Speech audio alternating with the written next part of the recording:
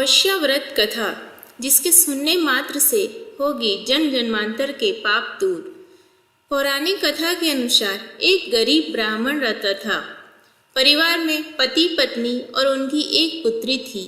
आयु के अनुसार पुत्री धीरे धीरे बड़ी होने लगी। बढ़ती उम्र के साथ उसमें स्त्रियों के गुण का भी विकास होने लगा।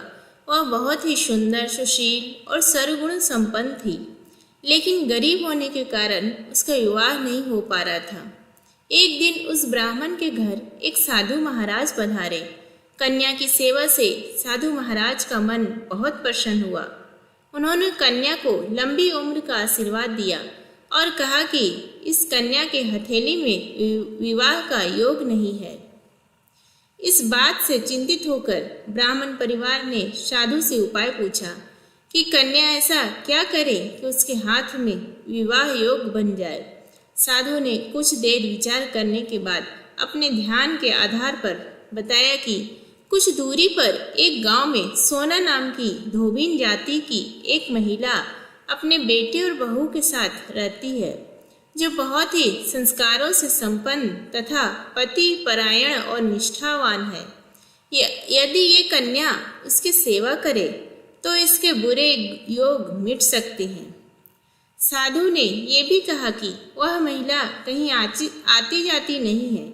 ये बात सुनकर ब्राह्मणी ने अपनी बेटी से धोबिन की सेवा करने की बात कही। अगले दिन कन्या प्रातःकाल ही उठकर सोना धोबिन के घर चली गई और वहां साफ सफाई और अन्य सारे कार्य करके अपने घर वापस आ जाती थी। एक दिन सोना धोबिन अपनी बहू से पूछती है कि तुम तो सुबह ही उठकर सारे काम कर लेती हो और पता भी नहीं चलता। बहू ने कहा, माँ जी, मैंने तो सोचा कि आप ही सुबह उठकर सारे काम खुद ही खत्म कर लेती हैं। मैं तो देर से उठती हूँ। इस पर दोनों सास बहू निगरानी करने लगी कि कौन है जो सुबह ही घर का सारा काम करके चला जाता है। कई दिनों के बाद धोबी ने देखा कि एक कन्या अंधेरे घर में आती है और सारे काम करने के बाद चली जाती है। जब वह जाने लगी तो सोना धोबिन उसके पैरों पर गिर पड़ी।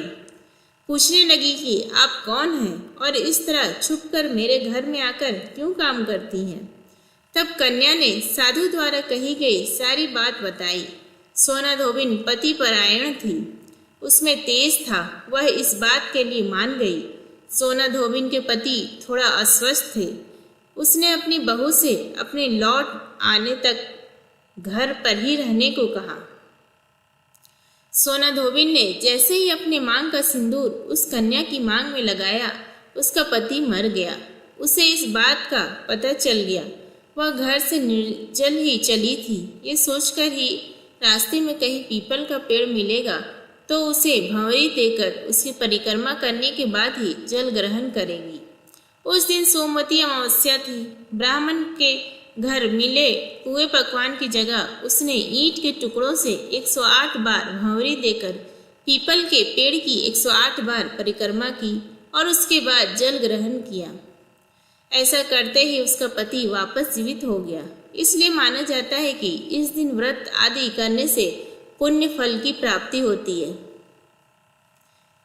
दोस्तों, अगर ये छोटी सी कहानी आपको पसंद आई है तो प्लीज़ चैनल को सब्सक्राइब करें, वीडियो को लाइक शेयर करें। धन्यवाद।